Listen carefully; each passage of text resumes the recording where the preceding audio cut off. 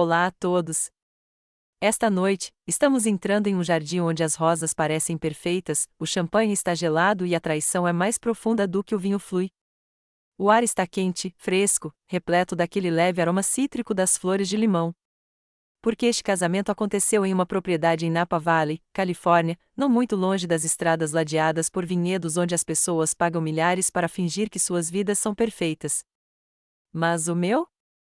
Não foi fingimento. Você pode não sobreviver ao que vou compartilhar se já amou alguém que transformou seu nome em uma transação. Então, antes que você se sinta confortável demais, curta o vídeo e se inscreva, mas só se você realmente gostar do que eu faço aqui. Me conte nos comentários de onde você está ouvindo e que horas são. Quero saber se você está cochilando às 2 horas da manhã na Geórgia ou dobrando roupa em Michigan ao meio-dia. Agora, apaguem as luzes, talvez liguem um ventilador para fazer um barulho suave e vamos mergulhar juntos na jornada desta noite. Nunca pensei que o dia em que perdesse meu filho seria o dia em que ele diria sim. E não estou dizendo que o perdi para o casamento. Estou dizendo que o vi desaparecer bem na minha frente, segurando uma taça de champanhe que nunca pedi. A noiva dele, Belle, tinha acabado de se inclinar na direção de um garçom, com a voz leve, mas cortante, e disse: "Os empregados trabalham na cozinha." Ela não olhou para mim. Mas não precisava. Seus olhos deslizaram direto para minha assistente, Elaine, que está comigo desde 1993, e então me ignoraram completamente, como se eu fosse um arranjo floral ornamental, vagamente. Ninguém se espantou. Não era uma novela. Mas houve uma pausa, um momento, um silêncio, agudo o suficiente para fazer sangrar se você prestasse muita atenção. Uma mulher, Diane, do escritório de São Francisco, eu acho, olhou para sua salada como se ela tivesse acabado de cometer um crime social. Alguns convidados riram sem graça, e meu filho, meu Zachary, ajustou suas abotoaduras e riu sobre fundos de investimento com a prima da Belle como se nada tivesse acontecido.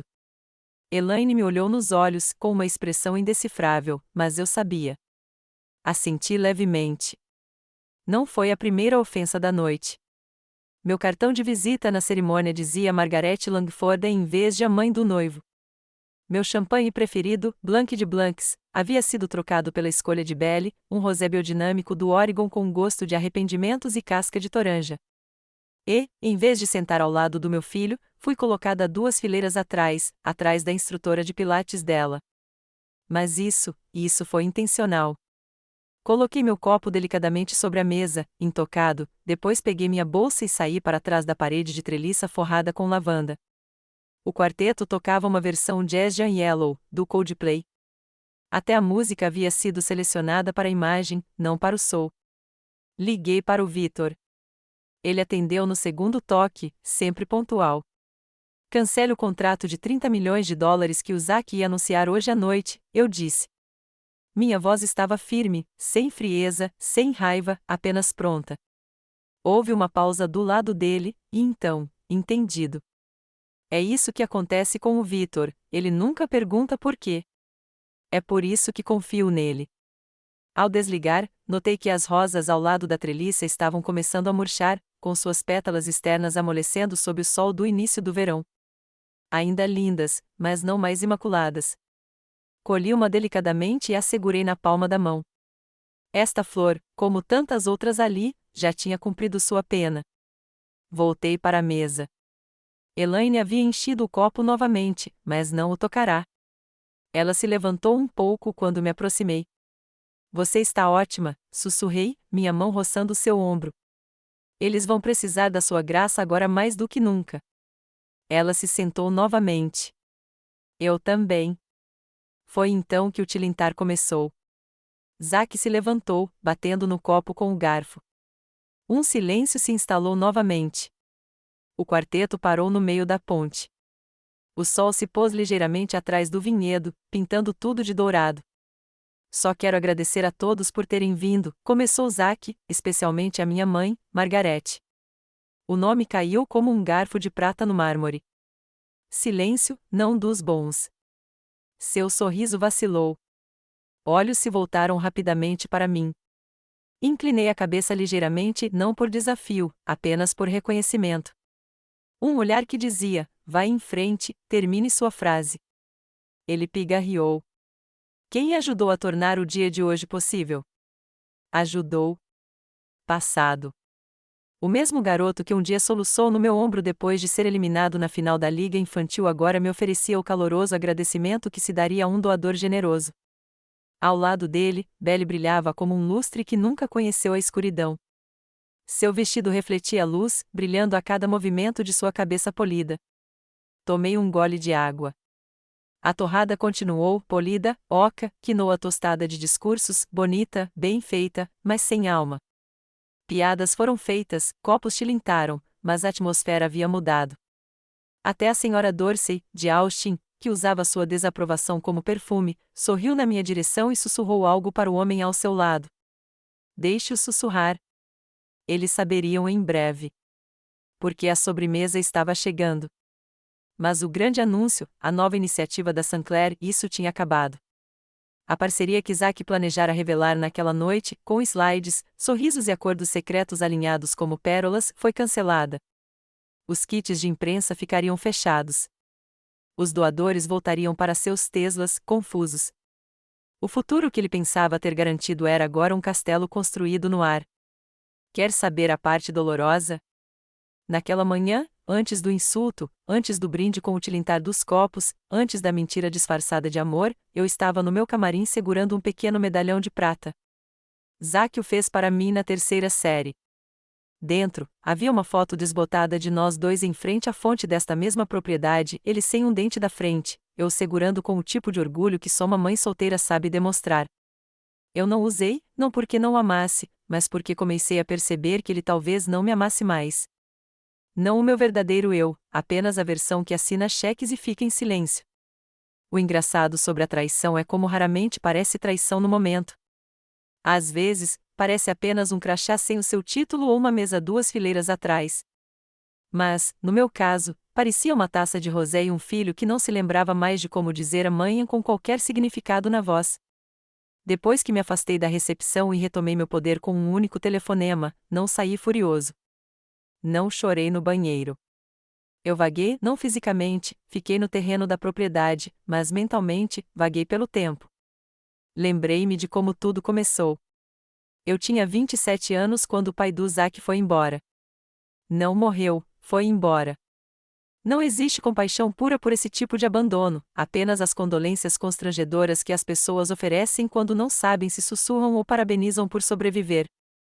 Ele me deixou com uma criança pequena, uma hipoteca e um Volvo surrado que enguiçava nas ladeiras. Eu tinha uma dívida de $8.000 e um mestrado em arquitetura pela metade. Então, mudei de ideia. Transformei meu hobby, design de interiores, em um negócio. Eu desenhava plantas baixas na mesa da cozinha enquanto Zack tirava uma soneca no sofá. Eu levava amostras para clientes com um bebê no colo. Quando completei 35 anos, a Langford Design já era um nome conhecido no norte da Califórnia. Aos 40, já projetávamos espaços comerciais em Los Angeles, Aspen e até Nova York. E o Zack estava lá durante todo o processo. Ele cresceu cercado de plantas e amostras de tecido, brincando com legos embaixo da minha mesa e chamando meu portfólio de couro de a mala secreta da mamãe. Ele costumava correr pelo corredor gritando: "Mamãe, olha o que eu fiz!"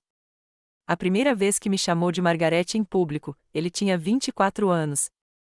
Estávamos em um evento beneficente em Sausalito. Um garçom perguntou se ele queria me apresentar durante seu discurso. Ele sorriu e disse: "Claro, Margarete Langford, fundadora da Langford Design." Eu ri na hora, achei encantador. Levei meses para perceber que não estava entendendo a piada. Em algum momento entre o MBA e os seminários de rebranding corporativo, ele decidiu me reposicionar de mãe para fundadora, de presença para persona. E eu deixei. Essa é a parte que mais me marcou. Eu o deixei. Eu disse a mim mesma que estava sendo generosa, que estava dando espaço para ele crescer em seu papel. Mas a verdade? Aquela tocha que eu pensava estar passando adiante, continuou me queimando, aos poucos, ano após ano. Como quando me ofereci para ser mentora de Belly quando ela entrou no negócio da família, e ela sorriu, doce como o arsênico, e disse: "Trouxemos alguém mais jovem, mais alinhado com a estética da marca." Como se minhas mãos fossem velhas demais, meus olhos, delicados demais. Ou quando eles discretamente renomearam minha linha de papéis de parede exclusivos para Langford Heritage e apagaram meu nome de todas as peças de marketing. Ou o Brant. O Brant foi o que quebrou alguma coisa. 2 semanas antes do casamento, eles organizaram um encontro de legado para influenciadores na propriedade, a casa que eu construí. Descobri por meio de uma publicação nas redes sociais. Um estranho estava tomando café no conjunto de porcelana da minha avó. No início, pensei que tivessem esquecido de me convidar. Erros acontecem. Então percebi que não, eles não tinham esquecido. Eles tinham excluído. Porque uma mulher como eu, com seus cabelos grisalhos e opiniões sem filtros, não se encaixava na imagem que eles estavam vendendo. Naquela noite, eu estava na mesma sala onde eles realizaram o brunch, abri a gaveta lateral e encarei o arquivo com o título Fideicomisso e Sucessão. Vitor o havia atualizado alguns meses antes. Eu havia lido na época, apenas dei uma olhada. Mas agora eu lia cada palavra. O nome de Zack estava listado em 3 áreas-chave. Eu já o havia removido de uma discretamente, com a ajuda de Vitor, após o brinde de casamento. Mas as outras ainda lhe davam influência. Não propriedade, não título, mas poder de decisão. E, de repente, isso parecia perigoso. Liguei para o Vitor. Com efeito imediato, eu disse: retirem do Zachary Langford todo o controle discricionário dentro do fundo patrimonial. Não quero que ele seja coassinante de uma fatura de flores, muito menos de um contrato de desenvolvimento. O Vitor não perguntou por quê. Ele nunca pergunta. É por isso que ele ainda está na minha folha de pagamento. Entendido, disse ele. Devo documentar o motivo? Traição, respondi, tanto no tom quanto no conteúdo. Naquela noite, sentei-me na varanda e ouvi os grilos. Sabe o que as pessoas esquecem? Silêncio não significa rendição. Significa observação, cálculo e, às vezes, significa recuperação. Uma brisa agitava a grama alta logo além da cerca. O vinhedo zumbia baixinho, fileiras de videiras chardonnay balançando como se já tivessem visto tudo aquilo antes. Lá dentro, Elaine se movia suavemente pela casa, restaurando a ordem, como sempre fazia. E eu? Observei as estrelas surgirem, uma a uma. Achei que estava perdendo tudo. Acontece que eu estava apenas perdendo o que nunca mais foi verdadeiramente meu. E o que restava era meu por completo. O casamento terminou ao anoitecer, mas a tensão não. O DJ havia tocado clássicos exagerados, o tipo de música que você deveria dançar sem parar, mas ninguém parecia mais interessado em dançar. O clima estava desequilibrado, distorcido, como um quadro pendurado ligeiramente torto, e todos eram educados demais para consertá-lo. Zack flutuou pela multidão como um político, sorrindo, apertando mãos, distribuindo charme em doses pré-medidas. Belle, ela estava em plena forma de performance, beijos no ar, risadas ensaiadas e aquela inclinação de cabeça característica que fazia seus brincos de diamante refletirem a luz perfeitamente. Fiquei ao lado da velha fonte nos fundos da propriedade Langford, uma peça que eu havia projetado pessoalmente, incluindo as cabeças de leão esculpidas, com uma taça de água com gás na mão, sem champanhe. Aquela decisão parecia simbólica agora. Dali, eu podia ver a onda começando, convidados murmurando em grupos compactos, olhando sutilmente para o pódio vazio. O grande anúncio que Zack havia prometido, a revelação da iniciativa visionária de Langford, ainda não havia sido anunciado porque não existia mais. Vitor já havia rescindido o contrato, discretamente, profissionalmente e legalmente. Até a sobremesa, os pacotes de imprensa estariam obsoletos. Elaine se aproximou de mim, carregando uma pequena bandeja de prata com 2 tortas de limão e um envelope dobrado discretamente embaixo. Ela me ofereceu a bandeja como se fosse um ritual, o que de certa forma era. A senhora Davenport gostaria de conversar com você, disse ela, em voz baixa, os olhos examinando a multidão como um agente do serviço secreto usando pérolas. Concordei. Agora, senhora Lillian Davenport, eis uma mulher que não se pode subestimar. Suas pérolas são verdadeiras, sua visão política é afiada e sua memória é longa. Ela e meu falecido marido costumavam organizar jantares de arrecadação de fundos juntos, na época em que as pessoas ainda se vestiam para jantar e as redes sociais não eram convidadas. Ela me encontrou sob a magnólia, perto da borda oeste do jardim. Seu chapéu era de aba larga, do tipo usado não para o sol, mas para se destacar. Ouvi o que a noiva disse, começou ela, sem pretensão. Sem conversa fiada, apenas objetivo. Eu não disse nada. Ela tomou um gole de limonada, sempre 3 cubos de gelo, sem menta. Eles esquecem quem construiu a casa onde estão festejando. Ainda assim, não falei nada, mas a olhei nos olhos. Ela deu um sorriso irônico. Bem, não se esqueça de quem ainda está assistindo, querida, e quem se lembra exatamente de como o império surgiu. Com isso, ela girou nos seus modestos saltos e voltou para a festa, deixando para trás o ar mais fresco e um pouco mais carregado. Uma coisa engraçada sobre o dinheiro antigo: seu silêncio nunca é passivo. É multifacetado, carregado e cheio de opiniões envoltas em veludo. Fiquei um momento ali, sob a magnólia, absorvendo tudo: o jazz suave, a conversa que desaparecia, a sutil mudança de temperatura. O momento não gritava, ele exalava. No final da tarde, refugiei-me na biblioteca, o único cômodo que os organizadores do casamento não haviam bombardeado com flores. Meu santuário, pé direito alto, madeira aconchegante, sem bobagens de curadoria. Lá, abri a gaveta onde guardava os documentos do espólio. Peguei o arquivo com um rótulo Langford Trash, revisado. Vitor o havia me passado apenas um mês antes. Eu o havia lido casualmente na época, confiante em suas proteções. Agora, eu leio como se fosse uma escritura. O nome de Zack estava profundamente enraizado: 3 menções, cada uma ligada a planos de expansão futuros, protocolos de tomada de decisão e o que costumávamos chamar de guarda-corpos. Esses guarda-corpos haviam se tornado brechas. Liguei novamente para Vitor. Quero protocolar um adendo, disse eu, com efeito imediato. Remova Zack Langford de toda e qualquer função de administrador. Quero que ele seja destituído de acesso discricionário, sem poder de consignatário, nem mesmo para orçamentos de paisagismo. Houve uma pausa. Entendido, disse Vitor. Quer que eu documente o raciocínio para registro? Sim, respondi. Traição, tanto pelo tom quanto pelo conteúdo. É isso que acontece com a traição: ela não precisa vir com gritos ou portas batendo. Às vezes, ela simplesmente chega em silêncio, numa lenta transferência de poder, num aceno discreto para um assistente que conhece o seu limite. Naquela noite, assisti à recepção se encerrando da sacada do 2º andar. A multidão havia diminuído.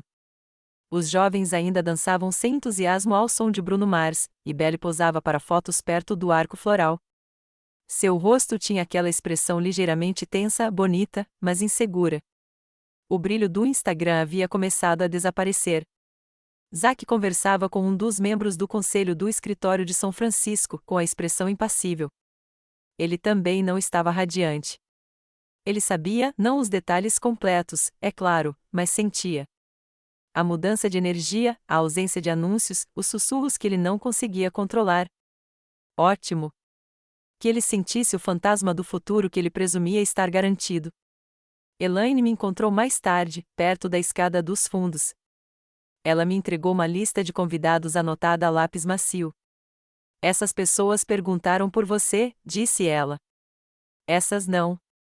Examinei as anotações. A maioria era esperada, mas um nome se destacava no final da letra caprichada de Elaine. L. Davenport, presenteou com as plantas originais da propriedade, disse que você talvez as queira de volta.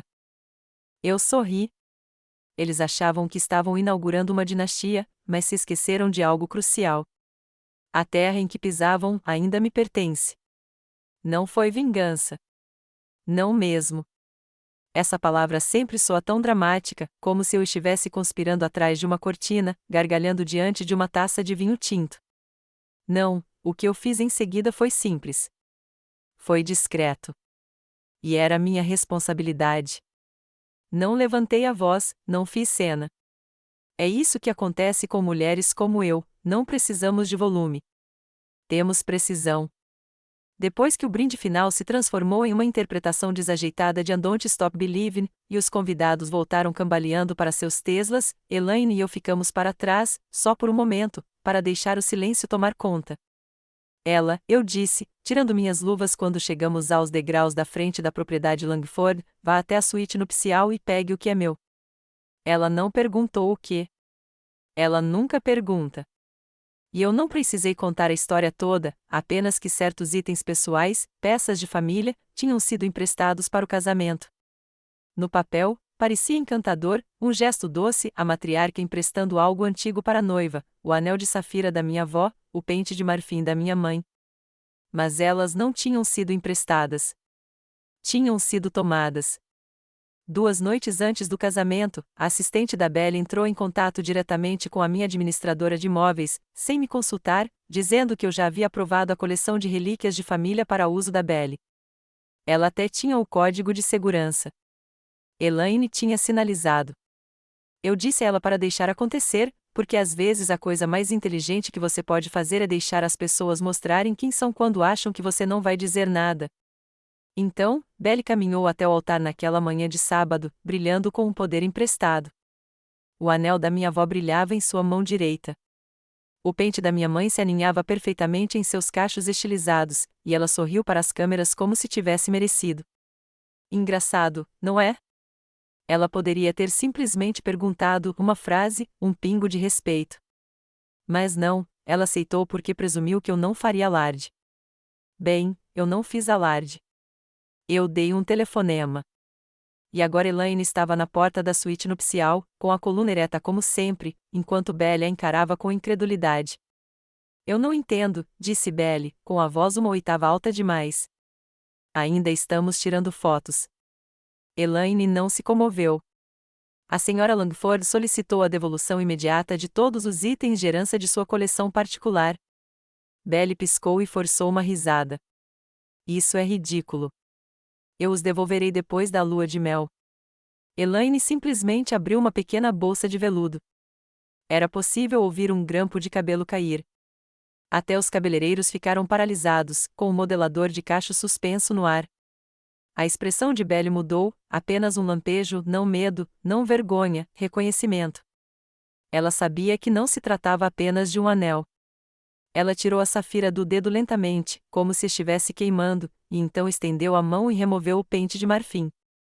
Sem desculpas, apenas silêncio.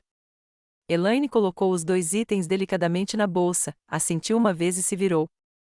Quando chegamos ao carro, ela me entregou o anel. Abri a bolsa, só para ter certeza. O anel estava lá, fresco na minha palma. A safira, ainda vibrante, como se tivesse prendido a respiração. Aquele anel sobreviveu a 3 gerações de mulheres de Langford. Passou por salas de reunião, salas de espera de hospitais e audiências de divórcio. Não é um acessório. Coloquei-o no meu dedo. Serviu. Elaine me observou, com os olhos suaves e a boca fechada. Acho que ela pensou que usá-lo a tornava parte da história, eu disse. Ela se esqueceu de quem escreveu a história, respondeu Elaine. De volta à propriedade, os noivos já estavam lá fora, posando para fotos ao pôr do sol. Bella estava no meio de tudo, com ângulos impressionantes como um manequim de loja de departamentos ganhando vida. Ela ainda estava radiante, mas não estava usando o anel nem o pente. Nenhuma manchete foi feita. Nenhuma cena foi criada. Foi isso que me surpreendeu. Imagino que ela pensou que aquilo tinha acabado, que eu tinha feito meu pequeno jogo de poder e agora eu voltaria silenciosamente ao meu lugar, decorativo, distante, respeitoso. Que Deus a abençoe. No dia seguinte, mandei catalogar novamente o cofre. Tudo registrado, etiquetado e trancado. Elaine supervisionou tudo, é claro, e até alterou o acesso de segurança. Ela selou a coleção de relíquias de família em caixas sem ácido e as colocou no arquivo com temperatura controlada. Só até alguém ganhar o direito de usá-las, disse ela. Naquela noite, tirei o anel e o coloquei no prato ao lado da minha cama. Ele tinha cumprido sua função por enquanto. Veja bem, eu não estava apenas recuperando joias. Eu estava recuperando a linhagem. E a Belle? Ela pode ter caminhado até o altar com o nome do meu filho, mas nunca mais caminharia com o nosso legado. Tudo começou com uma planilha, não um confronto, não um grito, apenas uma planilha enviada por e-mail pela coordenadora de casamentos da Belle. Assunto: confirmação final do registro, fundos e transferências de presentes. 38 entradas, 38 transações, todas generosas, todas envoltas no tipo de linguagem que faz a ganância parecer gentileza. Fundo para viagem de lua de mel, $10.000. Auxílio para móveis de design, $7.500. Um retiro privado para casais no Lago Como, Wisconsin, uma indulgência de $18.200 financiada por ninguém menos que Margaret Langford, mãe do noivo. Só que eu não autorizei nenhum. E li cada linha 2 vezes, só para ter certeza. Sabe de uma coisa? Eles se esqueceram de que construí minha fortuna com base em detalhes. Design não se trata de cores e almofadas. Trata-se de estrutura, lógica, como o peso é distribuído e como a luz se comporta. Eu percebo as coisas. E esta planilha, isso não era generosidade. Era pilhagem disfarçada de gratidão. Elaine entrou no meu escritório no momento em que eu revisava o arquivo. Quantos desses já foram processados? Perguntei. Ela se inclinou sobre meu ombro, examinando o documento como se fosse um mapa de campo de batalha. 3. Os demais estão pendentes. Assenti, peguei o celular e liguei para Vitor. Preciso que todas as transferências relacionadas ao casamento sejam suspensas, eu disse. Com efeito imediato. Discrepâncias administrativas. Vitor nunca hesita. Estará pronto antes do pôr do sol. Desligamos. A sala estava silenciosa. Foi então que chegou o primeiro e-mail da assistente de Belly.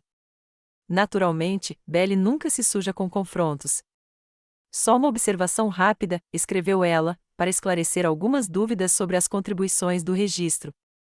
Percebemos que alguns itens estão atrasados. Gostaria que reenviássemos os números das contas? Elaine redigiu a resposta, aguardando análise. Aguardem. Só isso.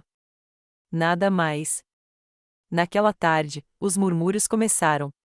A turma do Brunch retornou no dia seguinte, reunindo-se na propriedade para o que Belly chamou de doce despedida, a mais experiências selecionadas, mais oportunidades para fotos, mas o brilho havia diminuído. Uma mulher com um vestido azul marinho sussurrou para a amiga: "Você ouviu que o fundo de viagem foi devolvido?" Outra disse: "Achei que a Meg estava cobrindo a viagem ao Lago Como." Foi o que a Belly nos contou no almoço no spa. Lá estavam elas, as rachaduras. Você conhece o ditado: quando alguém mostra quem é, acredite. Bem, quando uma planilha mostra quem eles acham que você é, documente. Belly notou primeiro. Seu sorriso estava mais tenso, sua postura mais rígida. Ela examinou a sala como se estivesse tentando localizar o vazamento, como se seu império fosse um navio e a água estivesse subindo. Zack estava perto da fonte de champanhe, conversando alto demais com um amigo do fundo de investimento, evitando completamente o contato visual comigo. Elaine e eu estávamos perto das hortênsias. Eu não precisava me misturar. A sala já estava conversando. Vitor mandou uma mensagem no meio da manhã: todos os fundos congelados, aguardando confirmação, legalmente protegidos. Ótimo! Naquela noite, sentei-me no escritório com a lista de presentes completa impressa, linha por linha. Eles não tinham pedido apenas coisas práticas. Pediram retratos a óleo encomendados, malas com monograma, até mesmo uma assinatura floral para o escritório da Belly, que, da última vez que verifiquei, era uma luminária circular e uma agenda personalizada. E sob cada presente, meu nome, cada um deles, como se eu fosse uma benfeitora de uma causa, não uma mãe, nem mesmo uma pessoa. A gota d'água foi a frase ao lado do retiro no Lago Como, doado pela senhorita Margaret Langford, benfeitora do legado familiar. Benfeitora do legado familiar. Era isso que eu havia me tornado para eles, não uma mãe, não uma pessoa, apenas um banco com relíquias de família e opiniões das quais eles não precisavam. Na manhã seguinte, pedi à equipe de Vitor que enviasse uma mensagem revisada a todos os vendedores. Devido a um descuido administrativo nas transações recentes da propriedade de Langford, todos os desembolsos não autorizados de doações serão anulados. As contribuições futuras serão direcionadas de acordo com as diretrizes atualizadas da propriedade. Belly não respondeu de imediato, mas a senhora Davenport, ela apareceu sem avisar por volta das 15 horas, alegando que estava por ali por acaso. Vestia uma blusa de seda creme, um batom perfeito demais para recados e carregava uma lata de barras de limão com cheiro de lembrança. Ela tomou seu expresso na sala de estar, com uma perna cruzada sobre a outra. Vejo que o império ainda está bem defendido, disse ela, batendo a unha feita na xícara. Só arrumando a contabilidade, respondi. Ela riu baixinho. Você pode ter dado a eles um casamento, Margarete, mas não deu a eles nada que possam trocar. Mais tarde naquele dia, Zack ligou direto para a caixa postal. Oi, mãe, disse ele, houve uma confusão com as transferências. Achamos que tudo estava organizado como você queria. Me ligue quando puder, ok? Eu não liguei. Em vez disso, sentei-me na varanda dos fundos com um copo de chá gelado e ouvi o vento soprar entre os carvalhos que ladeavam a propriedade. Parecia uma inversão de papéis, porque algo estava mudando, e não a favor deles. Legado não tem a ver com dinheiro, discursos bonitos ou cenários fotográficos com suas iniciais esculpidas em musgo. Tem a ver com memória. Tem a ver com quem segura seu nome na boca quando você não está presente e se o seguram com reverência ou como forma de pressão. Zack e Belly tinham feito sua escolha. Agora era minha vez. Não parecia raiva. Parecia clareza, o tipo de clareza que se sente depois que o barulho desaparece, os convidados vão embora, a música para e tudo o que resta é o som do seu próprio coração batendo e um copo que nunca se esvazia. Na manhã seguinte ao brunch, sentei-me com Vitor na sala de conferências ensolarada de seu escritório no centro de Napa. As paredes eram revestidas com painéis de nogueira, e o ar cheirava levemente a couro polido e bergamota, do chá que ele sempre pedia com antecedência. Ele já estava esperando quando cheguei, o arquivo à sua frente, repleto de abas jurídicas e um histórico discreto. Quero revisar o testamento, eu disse antes mesmo de me sentar. Vitor ergueu uma sobrancelha, mas não disse nada. Ele folheou para a seção apropriada com a graça de um pianista de concerto. Zack já foi removido da estrutura de controle do fundo, disse-lhe gentilmente. Você o quer completamente fora do testamento? Não, respondi, desabotoando meu casaco de linho. Isso seria óbvio demais. Quero que ele seja eclipsado. Ele se recostou e entrelaçou os dedos. Quero que a maior parte do patrimônio seja redirecionada a doações, bolsas de estudo, auxílios para moradia, tudo para estudantes de design, especialmente mulheres negras, vozes subrepresentadas, criativos de primeira geração, aqueles que ninguém convidou para a mesa. Ele assentiu lentamente. E o resto? Perguntou. Olhei pela janela. Um vinhedo se estendia ao longe como um mar verde de segredos. Elaine, eu disse, um pequeno fundo em seu nome. Algo substancial, algo do qual ela jamais poderá ser forçada a sair. Isaac e Belly. Vitor se inclinou levemente. Só o suficiente para manter as luzes acesas. Não o suficiente para me sentir seguro. Ele sorriu. Um fundo fiduciário vivo. Exatamente, eu disse.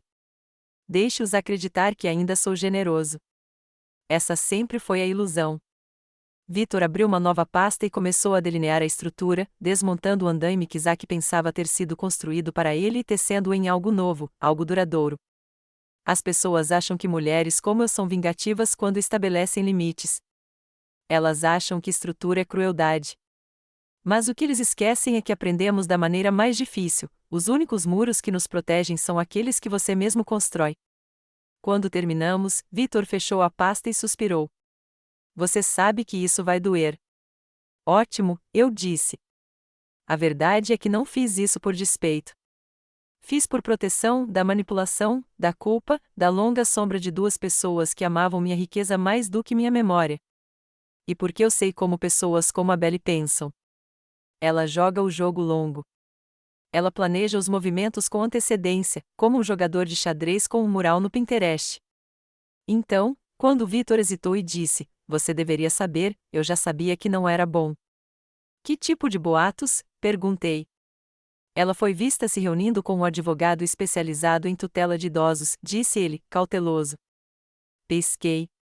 Tutela?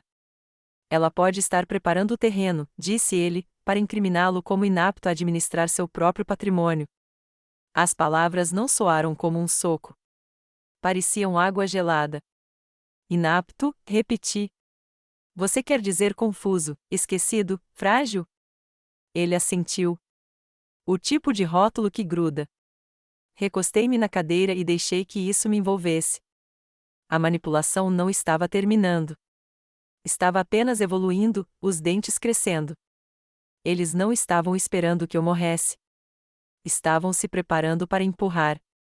Já vi isso antes, disse Vitor suavemente, especialmente com matriarcas como você, mulheres ricas e com memória. É mais fácil para elas conseguirem o que querem se conseguirem convencer os tribunais de que você é apenas uma história em declínio. Não entrei em pânico. Não chorei. Planejei.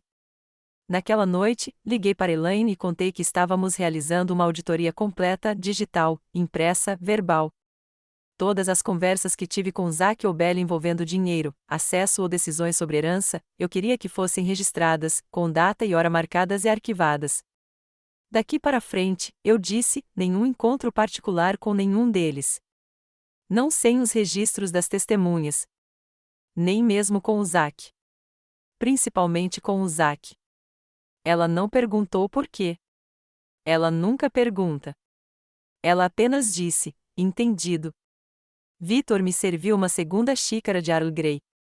Nenhum de nós falou por um instante. Você não está só planejando, disse-ele por fim. Você está defendendo um reino. Olhei para o chá, sua superfície parada e transparente. Não, eu disse suavemente.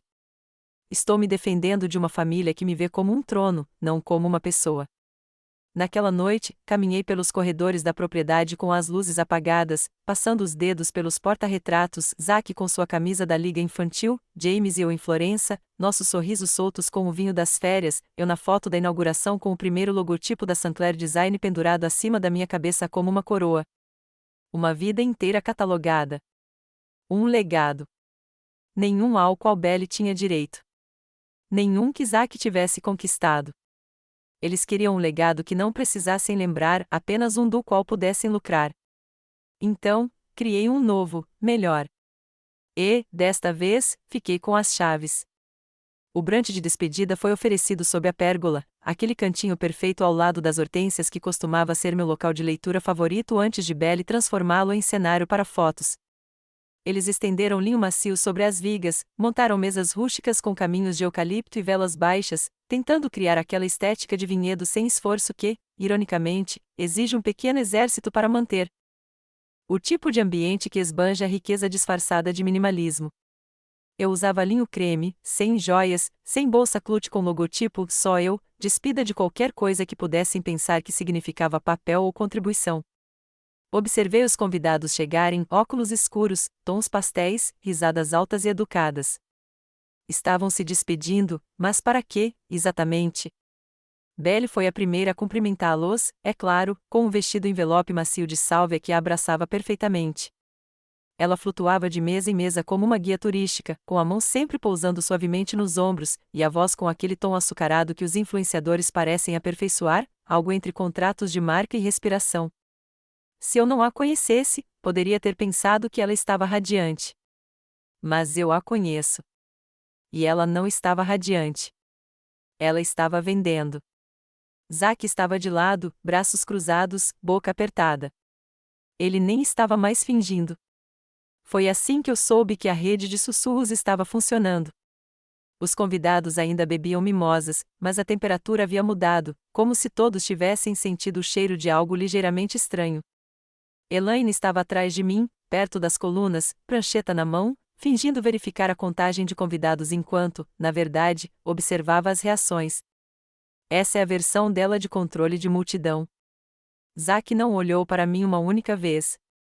Ele circulou, assentiu, apertou as mãos, mas eu não estava em sua órbita. Não hoje. Então o DJ desligou o som suave de jazz e pediu a atenção de todos. Um microfone apareceu.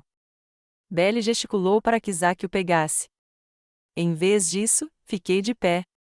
Um garfo atingiu um prato em algum lugar distante. Belly piscou, seu sorriso congelado no meio da expressão. Não vou te segurar por muito tempo, eu disse, dando um passo para frente. Minha voz não precisava se elevar, o silêncio a sustentou. Só quero agradecer a todos que viajaram até aqui, que estiveram sob o sol e brindaram a novos começos.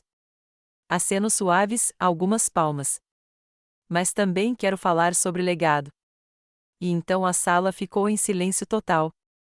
Um legado não se constrói com fotografias, eu disse, apontando para a montagem que tinham impresso de fotos de noivado, retratos filtrados, a perfeição de Belle codificada por cores, ou riqueza, ou listas de presentes com toalhas com monogramas e malas vintage. Um momento se passou. O legado é construído sobre o amor. Um amor silencioso, inconveniente e nada sexy. O tipo de amor que aparece depois de uma consulta de quimioterapia. O tipo que lembra da sua torta favorita. O tipo que não te obriga a fazer um teste. Você conseguia sentir o ar mudar. Legado, eu disse, é o que fica quando a luz acaba, quando não há câmera, nem público, nem brunch. É a versão de você que alguém mantém viva quando você não está presente. Fiz uma pausa. E se tem uma coisa que aprendi, é isso: legado não é o que você deixa para trás. É quem mantém seu nome seguro na boca do povo. Ergui meu copo, água, não champanhe, para a verdade e para quem a dissesse. Demorou um instante até que as palmas começassem, não todas de uma vez, apenas uma, a senhora Davenport, é claro, depois Elaine, e depois algumas outras. A expressão de Zack estava congelada. Belle parecia estar tentando decidir entre chorar e atirar alguma coisa. Terminei meu gole, coloquei o copo na mesa e saí de debaixo da pérgola, atravessei o portão do jardim e voltei para a casa principal, sem pressa, sem drama, apenas com segurança. Elaine me alcançou perto da treliça de rosas. Bem, disse ela, despreocupada, isso vai sair nas páginas da sociedade antes do jantar. Entreguei minha bolsa a ela. Ótimo, eu disse. Deixe-os publicar a verdade, pelo menos uma vez. Ela olhou para trás, em direção ao grupo. Zack parece um homem tentando tapar buracos em uma represa com uma colher de chá. E Belle? Elaine sorriu como alguém tentando acender um fósforo ao vento. Não rimos porque não era engraçado. Era sincero. Naquela noite, de volta à casa, encontrei um envelope escondido por baixo da porta do meu escritório. Sem letra, sem endereço do remetente, apenas um único cartão dentro. Dizia: você não precisava nos humilhar. Sem assinatura, mas o papel de carta era inconfundivelmente da Belle, a fonte, o espaçamento, o drama. Queimei tudo na lareira sem pestanejar. Depois, escrevi meu próprio bilhete para Victor, detalhando todo o discurso do Brant, o conteúdo do bilhete anônimo e as reações dos convidados. Elaine assinou como testemunha. É isso que acontece com o legado, não é só o que você lembra. É o que você registra. Porque pessoas como a Belle estão sempre reescrevendo. E eu não vou deixar que ela escreva a versão final de mim. Eu não estava bisbilhotando, juro. As paredes do corredor leste sempre foram finas. É uma das peculiaridades desta casa antiga. O som penetra por elas como perfume, principalmente à noite, quando tudo mais se acalma. Eu tinha subido para pegar meu chale. O ar estava esfriando, e meus ossos, como costumam acontecer perto do crepúsculo, começaram a doer daquele jeito lento e sussurrante que só o tempo nos ensina a esperar. Ao passar pela suíte nupcial, ouvi suas vozes. Não gritando, nem mesmo ríspidas, apenas tensas. Você disse que ela seria previsível, disparou Belle. Você disse que ela faria sua graciosa rotina de matriarca e se viraria como sempre. A voz de Zack era mais baixa, fria. Bem, ela não fez isso, obviamente. Ouviu-se um tilintar de copos sendo colocados na mesa. E agora metade da lista de convidados acha que não podemos pagar nossa lua de mel, Belle sibilou. Sabe como isso parece? Zack não respondeu de imediato. E então, depois de um suspiro, por quanto tempo teremos que continuar fingindo tolerá-la? Fiquei paralisada.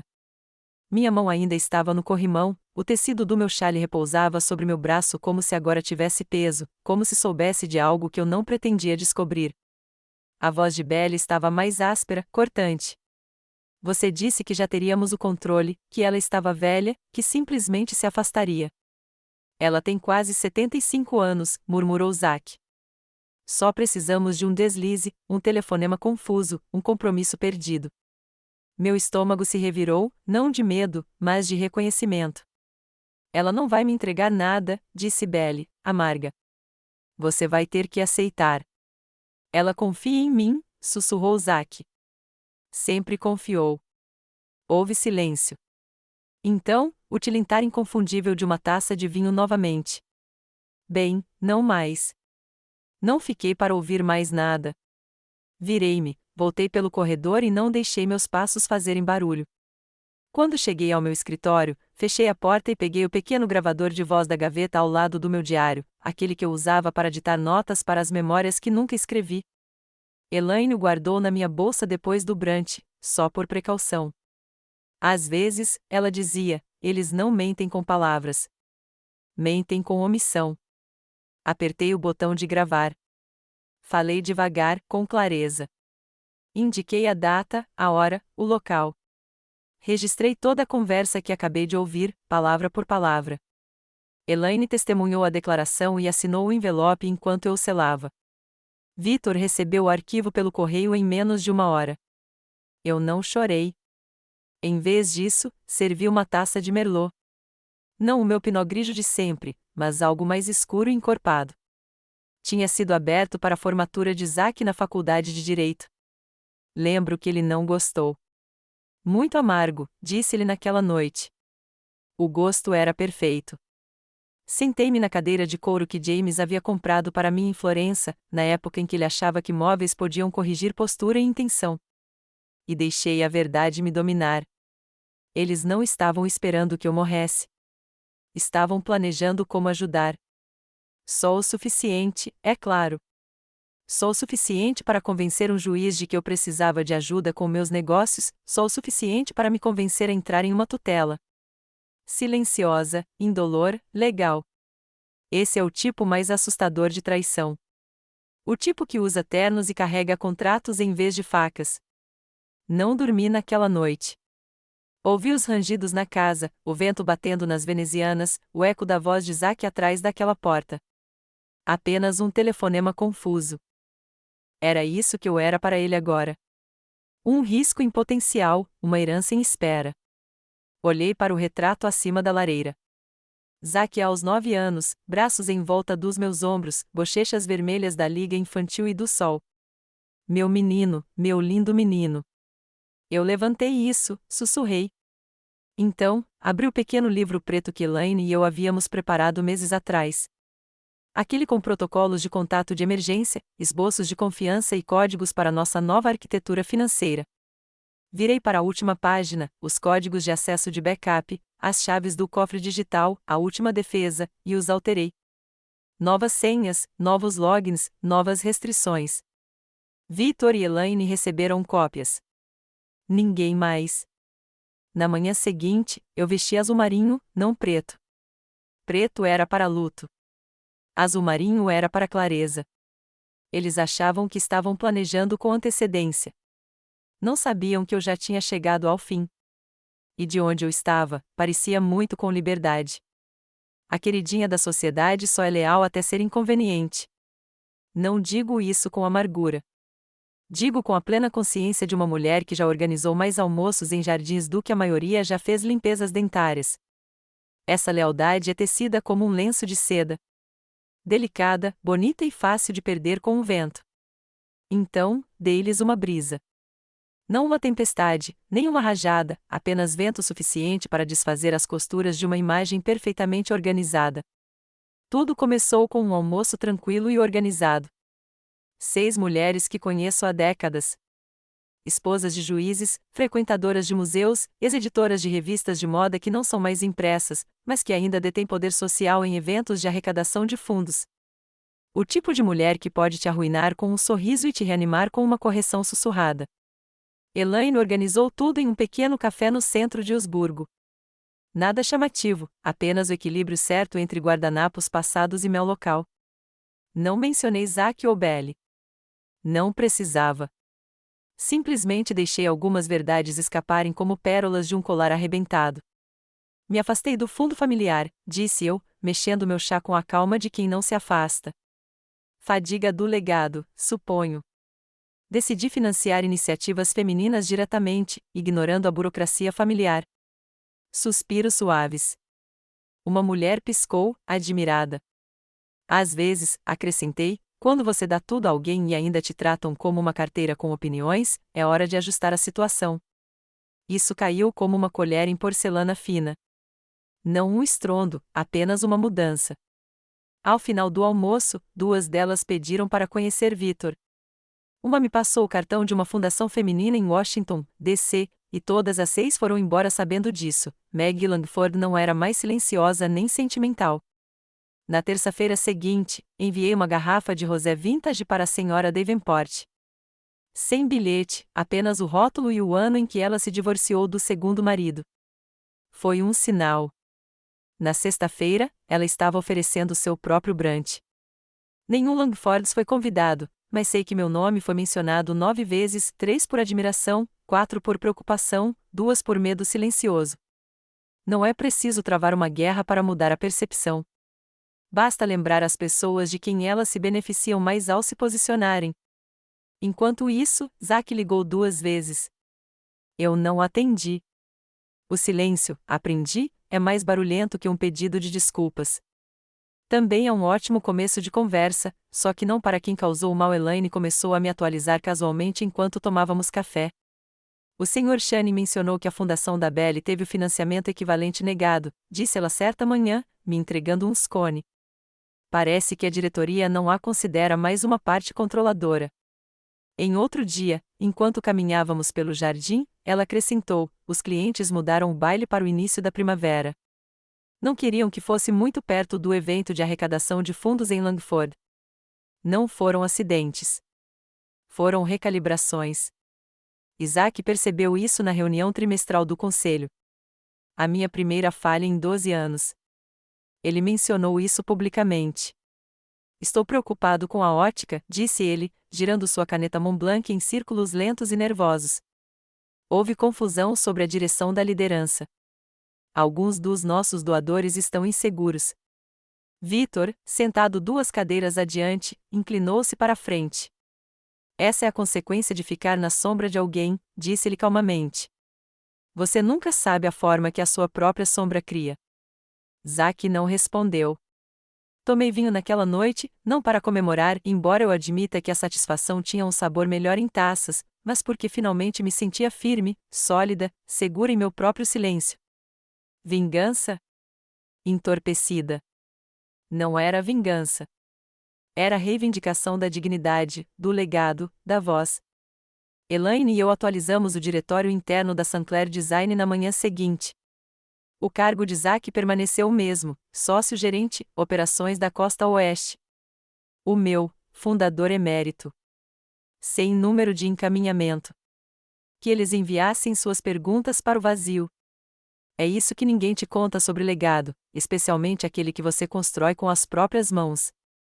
Eles tentarão herdá-lo. Eles se esquecerão de quem o construiu. Eles confundirão seu silêncio com rendição. E se você deixar, eles reescreverão seu nome como uma nota de rodapé na história deles. Mas não desta vez. Desta vez, eu estava com a caneta. Eles sempre acharam que a empresa era dele. Essa é a piada, na verdade. Zack, com suas abotoaduras, chavões e lenços de seda, era o rosto que eles colocavam nos folhetos, a embalagem brilhante, o tom polido. Mas Zack nunca construiu nada. Ele herdou um andaime, chamou de visão, e como ninguém nunca perguntou de onde vinha o aço, ele presumiu que o havia forjado. Então, mostrei a ele como era a sensação quando o andaime escorregava. Tudo começou com o que Victor e eu sempre chamávamos de portfólio fantasma. Ativos silenciosos que eu acumulava ao longo de décadas. Imóveis, fundos de investimento cegos, direitos de licenciamento, patentes inativas. Nada glamurosos, nada públicos, mas estáveis, lucrativos, nossos. Eles viviam sob a superfície da Sinclair Design como raízes sob um gramado cuidadosamente aparado. Zack achava que eram apenas ruído de fundo em um balanço. Ele nunca perguntou de onde vinham. Então, em uma terça-feira tranquila, comecei a desinvestir. Nem tudo, apenas o suficiente para causar tremores. Um grupo de hotéis boutique que apoiávamos discretamente foi vendido. Aquele contrato de licenciamento com a empresa têxtil escandinava foi reatribuído. A Sinclair Legacy Collection, há muito adormecida, outrora prometida a Belle como seu projeto de paixão, Foi comprada integralmente por uma organização sem fins lucrativos que fundei naquela mesma manhã, dedicada a orientar mulheres no design. Na sexta-feira, um terço dos chamados sucessos de portfólio de Zack havia desaparecido. Não em escândalos, nem em litígios, simplesmente desapareceram, como fantasmas. Vitor ligou naquela tarde, com a voz calma, como sempre. Seu filho solicitou uma reunião de emergência com o conselho, disse ele. Ele quer resolver irregularidades na estabilidade dos ativos. Você vai precisar de mim lá? Perguntei, já sabendo a resposta. Não, respondeu ele. Deixe-o tentar explicar o castelo de cartas sem o arquiteto. Naquela tarde, Elaine e eu estávamos sentados no jardim tomando chá de hibisco. As camélias estavam florescendo cedo de novo, sempre um sinal de uma falsa primavera. Ele ligou de novo, disse ela, olhando para o celular. 2 vezes, na verdade. Deixou uma mensagem de voz. Quer esclarecer mal-entendidos.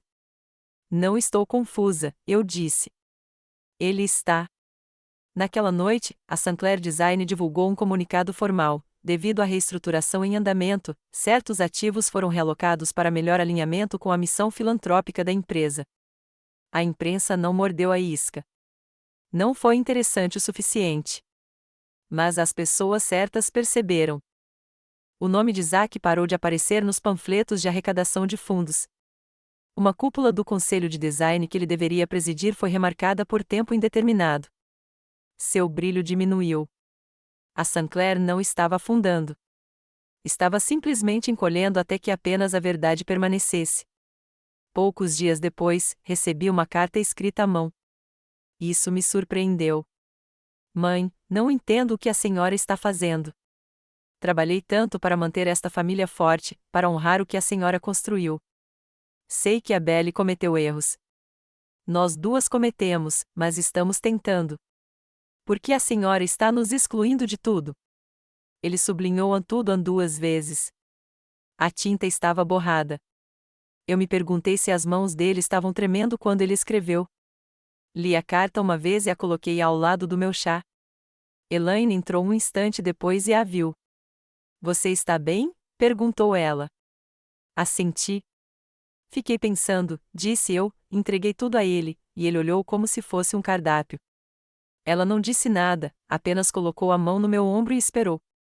Eu deveria tê-lo feito merecer, sussurrei. Ou pelo menos entendido.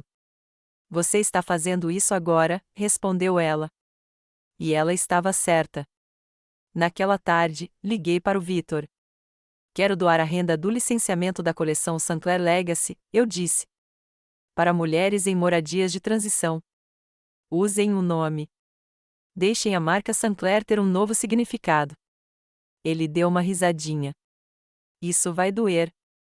Ótimo, eu disse. Mais tarde naquela noite, sentei-me sob a luminária de leitura no meu solário, a mesma que o Zack me dera de presente de Natal uma década antes. Ele dissera que era para os meus capítulos mais melancólicos. Eu tinha rido naquela época. Agora, eu acendia o interruptor e deixava a luz suave se espalhar pelo ambiente. Não se tratava de puni-lo. Tratava-se de corrigir a história. Zack nunca entendeu que dinheiro não é legado. É a memória que mantém o peso. E quando você constrói seu sucesso com andaimes emprestados, o fantasma sempre aparece. Chegou em um envelope branco simples. Sem endereço de retorno, sem lacre, apenas uma foto. Eu soube imediatamente. O dia da formatura do Zack em Stanford. Ele tinha 23 anos, as bochechas ainda macias da juventude, coradas pelo champanhe e pela confiança emprestada. Seus braços me envolveram como uma criança brincando de adulto. Eu usava azul marinho, meu terno favorito, com os botões de pérola que James tinha comprado para mim em nossa última viagem a Charleston. Estávamos sorrindo, nós dois, como se o mundo tivesse acabado de começar e tudo o que precisávamos fosse um do outro. Colado no verso da foto, havia um bilhete, escrito com minha própria letra, datado de junho de 2007, a última vez que você me olhou com respeito. Elaine perguntou se eu queria entregá-lo pessoalmente. Eu disse que não. Precisava chegar onde ele se sentia mais intocável, seu escritório. Eu queria que ele o abrisse em algum lugar elegante, um lugar preparado para sua ambição. Eu queria que a verdade chegasse à mesma mesa onde ele assinava cheques que acreditava serem lastreados por legado. 2 dias depois, ele ligou 3 vezes. Não atendi. Que o silêncio explique. Na sexta-feira, ele apareceu na propriedade. Sem Belle, sem assessora de imprensa, sem motorista, apenas Zack. Sozinho, usando um blazer que precisava ser passado a vapor e um visual que não combinava com o menino que criei ou com o homem que defendi por tanto tempo. Não o convidei para entrar. Sentamos lá fora, embaixo da figueira, aquela em que ele costumava subir quando tinha 7 anos, joelhos ralados e dedos manchados de chocolate, na época em que o amor era puro e simples. Ele falou primeiro. Recebi seu bilhete, disse, mexendo no envelope. E eu mereci. Assenti. Odeio essa versão de mim, acrescentou ele. Não respondi. Porque aqui está a verdade, ele não odiava essa versão. Odiava que ela tivesse consequências. Eu só queria construir algo, disse ele. Ser alguém. Você é alguém, eu disse suavemente. Diante dos assentos do conselho, diante dos ternos com monograma, você é meu. Ele olhou para baixo. Sinto sua falta. Olhei para o jardim.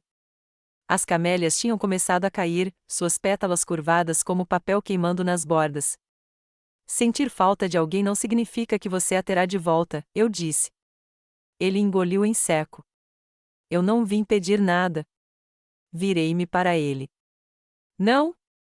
Ele balançou a cabeça. Nem dinheiro, nem um assento no conselho, nem mesmo perdão. Então por quê? Ele respirou fundo. Eu não quero ser um fantasma. Por um momento, quase amoleci, mas então me lembrei da gravação, da voz dele naquele quarto, só um telefonema confuso. Ele não estava ali porque acordou diferente. Estava ali porque o chão sob ele havia desaparecido. Sabe o que dói mais? Perguntei. Ele olhou para cima. Não é a manipulação, nem o dinheiro, nem mesmo os joguinhos da Belle. Ele ficou em silêncio. É saber que criei um filho que ficou ao lado de uma mulher enquanto ela me apagava um comentário cruel de cada vez, e você não disse nada. Ele piscou. Não pensei que você se importaria. Esse foi o ferimento fatal. Você achou que eu não sentia, eu disse. Aquela força significava silêncio. Ele se levantou lentamente. Sinto muito. Eu acredito nisso, eu disse. E eu acreditava. Mas desculpe, eu aprendi, não é uma chave. É um espelho. Ele mostra onde você estava, mas não abre a porta para voltar. Ele se demorou por um instante. Terminou? Perguntou, em voz baixa. Terminei, eu disse gentilmente. Isso não é raiva. Isso é paz. Ele assentiu uma vez. Sem abraço, sem súplica, apenas o som silencioso da resignação. Ele foi embora como chegou, sem cerimônia. E eu fiquei sob aquela figueira, observando a luz filtrar-se por seus galhos, salpicada e lenta como uma respiração. Aquele momento não foi de triunfo. Não foi de vitória. Foi o eco de um vínculo que já havia se rompido. A cicatriz não era silenciosa. Simplesmente havia parado de pedir para ser vista. Não convoquei uma coletiva de imprensa. Não realizei uma reunião familiar na biblioteca com doces e um pesar educado. Simplesmente fui embora. Numa tranquila manhã de sexta-feira, antes mesmo do sol atingir o topo das colinas dos vinhedos, Elaine e eu arrumamos meu escritório. 42 anos de planos de design, maquetes, esboços, livros razão, prêmios, fotos, tudo cuidadosamente embalado e etiquetado com sua letra perfeita, Legacy Private. A única coisa que deixei para trás foi a placa de latão na porta do meu escritório. Nela se lia, Margaret Meg Langford, fundadora. Pretérito perfeito. Elaine me entregou um último envelope antes de fecharmos a porta pela última vez. Dentro estava o comunicado de imprensa que Victor havia redigido, exatamente como eu havia escrito. Após 4 décadas à frente da Sinclair Design, Margaret Langford renunciou formalmente ao seu cargo de liderança. Ela continuará seus esforços filantrópicos por meio da iniciativa Langford, apoiando mulheres em design, empreendedorismo e educação. Nenhuma menção a Zack, nenhuma Belle, nenhuma família, apenas eu e o futuro que eu havia escolhido. A ligação veio pouco depois das 9 horas. Eu estava no chalé do lago, descalça no cantinho de leitura, ajeitando as prateleiras com Elaine. O ar cheirava a lavanda e possibilidades. Meu telefone vibrou no balcão. Número desconhecido. Elaine ergueu uma sobrancelha. Balancei a cabeça. Eu sei quem é. E eu sabia. Oi, mãe. A voz de Zack soou rouca, mais fraca do que eu me lembrava. Podemos conversar? Não respondi. Sei que já disse isso antes, continuou ele, mas desta vez é sério. Peço desculpas por tudo. Por Belle, por ficar parado enquanto ela te tratava com desdém. Por fazer você se sentir como se fosse apenas um pedaço de propriedade que estávamos esperando para herdar. O silêncio do meu lado se prolongou por um longo tempo. Entrei em pânico, disse ele. A empresa estava decaindo. O conselho estava esfriando. Eu não sabia o que fazer. Achei que tinha tempo. Achei que você sempre estaria lá. Lá estava, a suposição de que eu sempre me recuperaria. Eu gostaria de te ver, disse-lhe finalmente. Não para pedir nada, só para conversar. Só nós dois. Eu disse que sim. Não por perdão, mas por curiosidade. Eu precisava ver o rosto dele sem a sombra da Belle sobre o ombro, sem o sobrenome da família sustentando sua postura, apenas o Zack. Nós nos encontramos em um parque a meio caminho entre a casa do lago e a cidade. Um daqueles espaços públicos limpos e paisagísticos, com bancos perfeitamente espaçados e um lago que parecia filtrado mesmo pessoalmente. Ele parecia mais velho, não envelhecido, mas encovado, não mais magro no corpo, mas em presença, como se o andaime tivesse finalmente desabado, e ele não soubesse como se levantar sem ele. Obrigado, disse ele, por concordar em nos encontrar. Assenti, mas não disse nada. Deixei o vento falar primeiro. Só quero que saiba, hesitou ele, que não estou esperando nada. Nem dinheiro, nem controle, nem mesmo a sua bênção. Ergui uma sobrancelha. Então, por que você está aqui? Ele fez uma pausa. Quero recomeçar. Eu o observei. Não, eu disse gentilmente. Você quer voltar no tempo. Sua testa se franziu. Não é a mesma coisa. Não, eu disse. Recomeçar significa seguir em frente e construir algo novo. Voltar no tempo significa que você quer apagar o dano sem limpar a bagunça. Ele não respondeu. Você teve chances, continuei. Tantas chances. Você poderia ter dito alguma coisa quando Belle dispensou Elaine, quando ela zombou da minha equipe, quando ela disse a um garçom que eu deveria estar comendo na cozinha. Mas não disse. Eu não achei que importasse tanto, murmurou ele. Lá estava ele de novo, aquele ponto cego. Você achou que legado significava nome, eu disse. Mas legado é memória, e você deixou que ela reescrevesse o meu. Ele enfiou a mão no bolso do casaco e tirou algo embrulhado em papel de seda. Encontrei isso numa gaveta, disse ele. De quando eu era pequeno. Desembrulhei. Era um desenho. Giz de cera, adesivos, um coração torto no lugar do O. Uma figura de cabelos grisalhos e quadris largos segurando uma bandeja de biscoitos. Minha mãe é a chefe. Por um instante, aquilo me perfurou, o menor corte de memória real. Dobrei o papel delicadamente e o devolvi. Eu me lembro dela, eu disse. Mas ela não mora na mesma casa que a mulher que você tratou como um caixa eletrônico. Ele olhou para baixo. Então é isso. Assenti. Não tem volta. Ficamos em silêncio, sem raiva, sem tensão, apenas em posição final. Eu criei um filho, eu disse. Você criou uma ambição. Ele não discutiu, apenas assentiu uma vez e guardou o desenho no casaco. Não nos abraçamos. Não choramos. Apenas ficamos parados, o vento passando por nós como as últimas páginas de um capítulo virando para a contracapa. Ele se virou e caminhou em direção ao carro. Não o observei ir embora. Em vez disso, olhei para o lago, observando a luz do sol se espalhar pela sua superfície. Silencioso, tranquilo, do jeito que eu imaginava que meu próprio reflexo finalmente seria novamente. Caiu numa manhã de terça-feira, logo após o café da manhã, pouco antes de o sol se pôr completamente sobre o cume do lago. Sem vazamentos, sem citações provocativas, sem fontes anônimas próximas à família. Apenas um comunicado de imprensa limpo, impresso em papel marfim impecável, com o papel timbrado da iniciativa Langford em relevo em cinza suave na parte superior.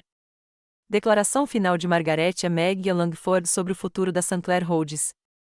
Sentei-me na varanda da minha casa à beira do lago com uma caneca de Earl Grey forte em uma mão e o silêncio da certeza absoluta na outra. Elaine estava lá dentro, falando com Victor, mas eu não precisava mais estar na sala. As palavras já tinham sido ditas. Após mais de 4 décadas de serviços, investimentos e liderança, eu, Margaret Langford, me desfiz total e permanentemente da Sinclair Holdings. Não exerço nenhuma função jurídica, financeira ou consultiva na empresa. Os 30 milhões de dólares anteriormente alocados para a expansão da Sinclair serão redirecionados por meio da iniciativa Langford para financiar educação, moradia e empreendedorismo para mulheres negras nas indústrias criativas. Legado não é uma corporação. Não é um sobrenome. É quem mantém seu nome em segurança quando você não está presente. Essa última frase foi para Belle. É claro que eu não a mencionei pelo nome. Nunca mencionaria. Mas se você construir seu império com monogramas e capas de revista, saberá quando suas orelhas estão queimando. As ligações levaram menos de 1 hora para começar. Elaine filtrou todos, repórteres, ex-clientes, 2 produtores de podcast e até uma revista de artigos para a casa de luxo que eu não assinava há 15 anos. As manchetes rolavam no início da tarde como marés: matriarca se afasta da Empire e redireciona milhões, a última jogada de Maggie Langford, graça, dentes e muito poder, sem menção a Zack ou Belle na declaração final, alimentando rumores. Não respondi. Não precisava. As palavras já estavam lá. Por volta das 14 horas, a senhora Lillian Davenport chegou em seu Cadillac azul marinho. Ela usava óculos de sol enormes e carregava uma lata de barras de limão que tenho 98% de certeza de que ela tinha feito frescas naquela manhã. Ela não bateu na porta, apenas entrou na minha varanda como a própria brisa. Você conseguiu, disse ela, acomodando-se na cadeira de balanço ao meu lado. Deixou o fósforo cair. Nem piscou. Sorri. Fósforos não me assustam. Eu já passei pelo fogo. Ela se serviu de um copo de chá da jarra que Elaine havia preparado. Sem açúcar, sempre amargo como sua sagacidade. O Zack me ligou, disse ela depois de um instante. Levantei uma sobrancelha. Disse que está tirando um tempo. Parecia um homem que acabou de descobrir que o paraquedas é decorativo. A Belle se foi. Pediu a separação na semana passada. Pesquei. É logo. Ela tem advogado sussurrando frases como engano emocional ou deturpação de herança, acrescentou. Não me regozijei, nem mesmo em silêncio, mas lá dentro, algo se acalmou, como uma equação finalmente resolvida. Lillian tomou outro gole. Você já o amou menos? Perguntou ela. Depois de tudo isso? Balancei a cabeça. Não, eu só parei de proteger a ilusão dele. Naquela tarde, Elaine e eu fizemos nossa caminhada habitual à beira d'água. A praia estava repleta de pedras macias e penas de ganso.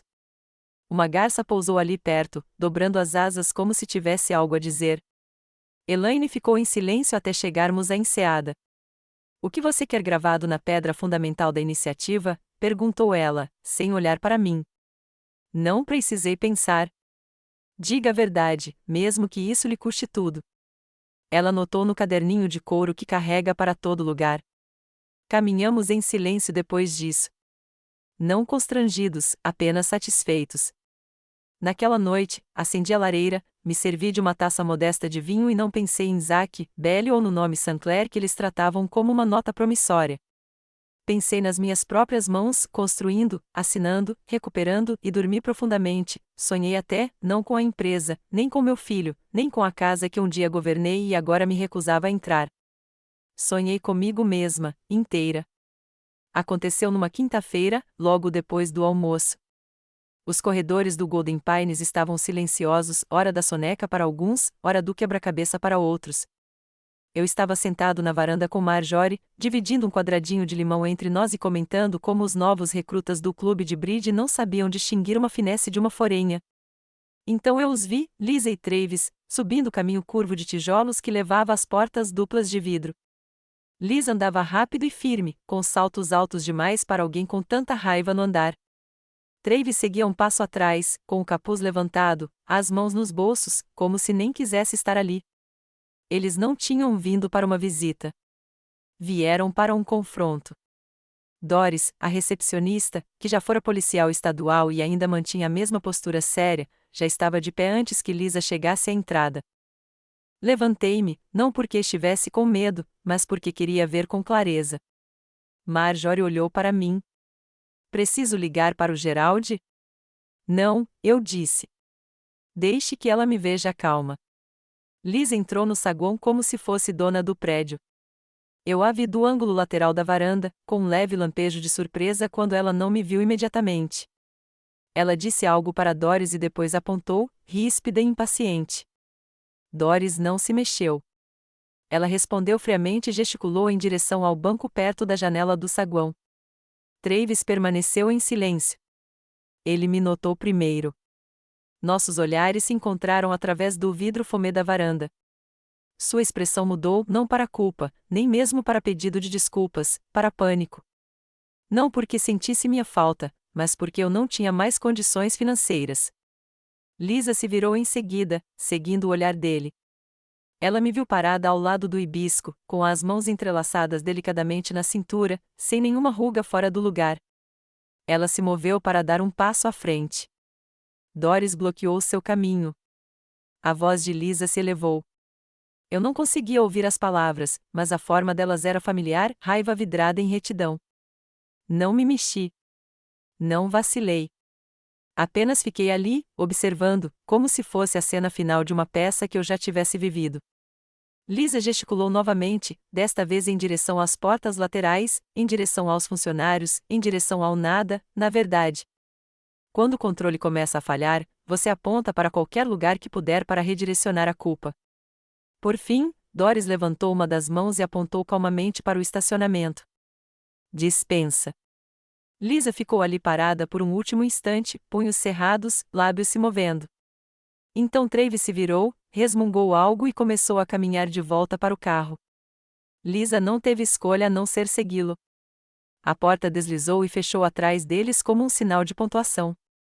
Voltei para o meu lugar ao lado da Marjorie e peguei a outra metade do nosso quadradinho de limão. Ele nem piscou, disse ela, impressionada. Eu já me despedi, respondi. Eles só estão ouvindo agora. Mais tarde naquela noite, Gerald apareceu com uma sacola de lona cheia de scones e lilazes frescos do seu jardim. Sentamos na varanda dos fundos, com o lago de carpas brilhando sob a luz da varanda.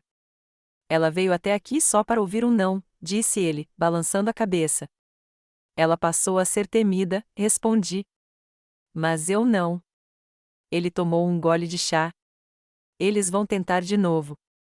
Eu sei, disse eu, olhando para o vapor. Mas eu não vou.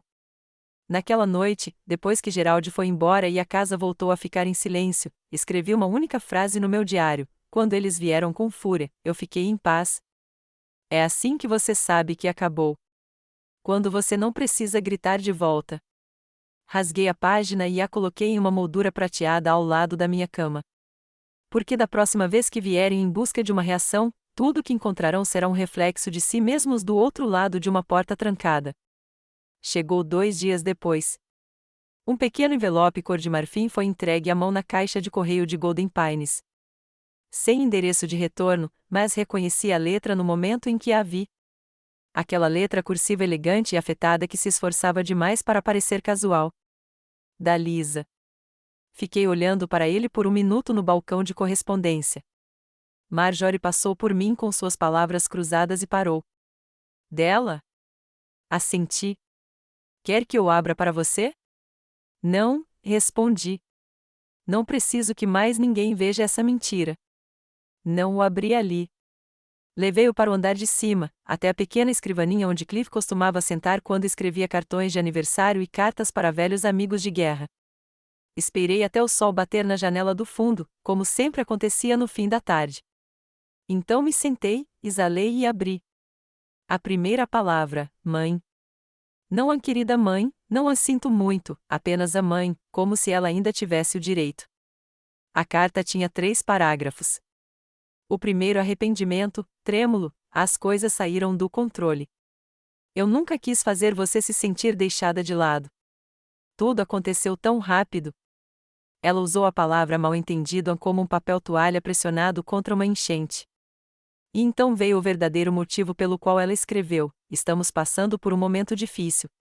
As contas estão se acumulando.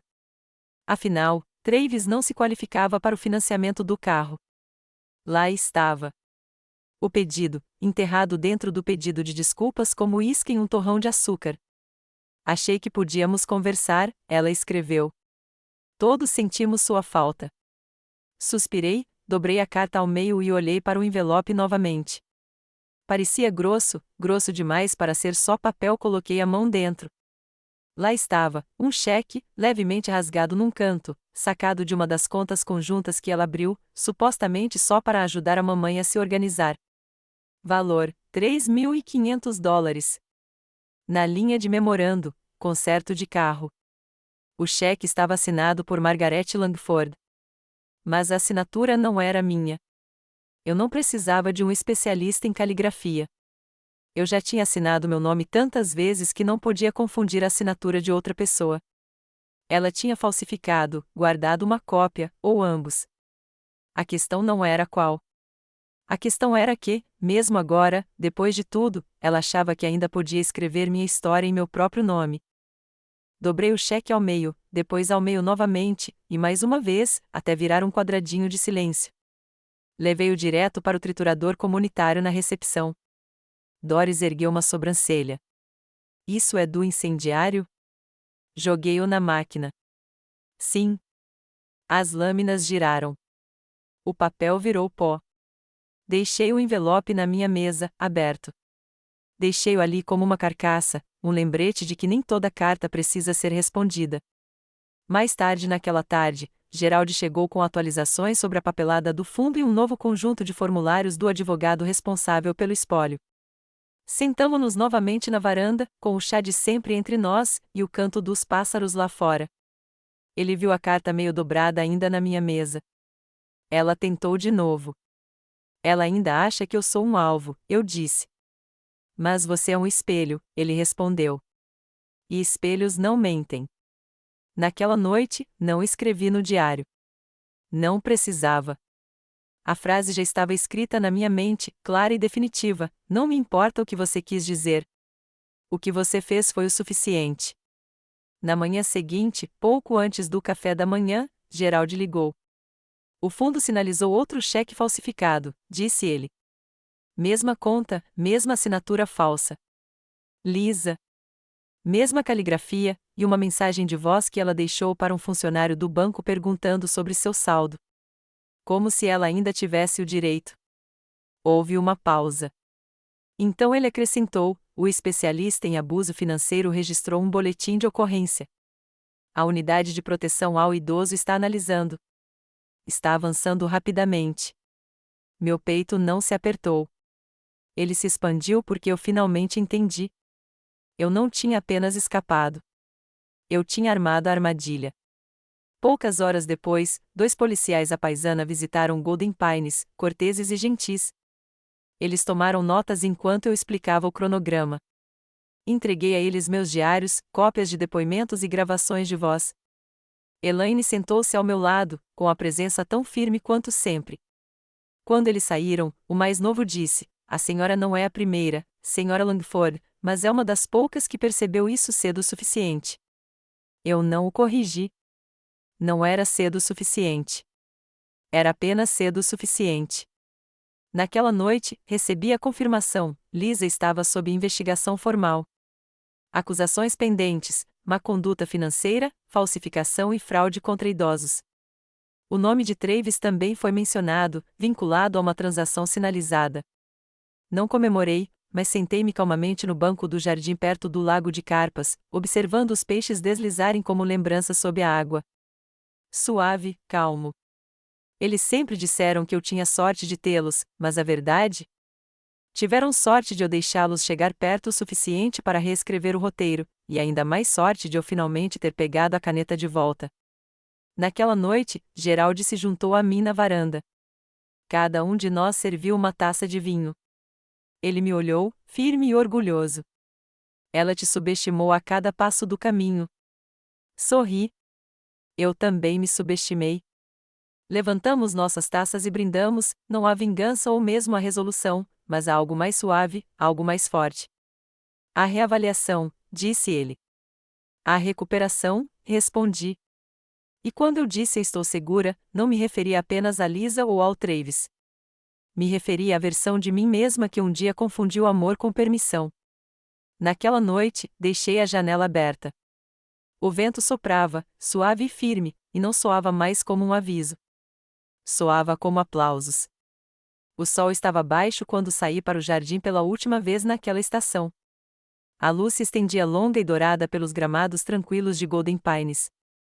As carpas se agitavam lentamente sob a superfície do lago, cada ondulação como uma memória que seguia em frente sem resistência.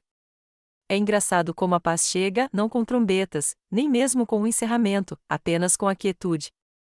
Uma espécie de silêncio interior, como se o seu coração finalmente desfizesse a mala e dissesse: eu moro aqui. Por muito tempo, pensei que legado fosse construir algo grandioso, um nome gravado na pedra, uma história que outros contavam sobre você quando você não estava presente. Mas agora, eu sei melhor. Legado é a versão de si mesmo que você luta para resgatar quando outros tentam escrever o seu final por você. Eu não gritei. Não bati portas.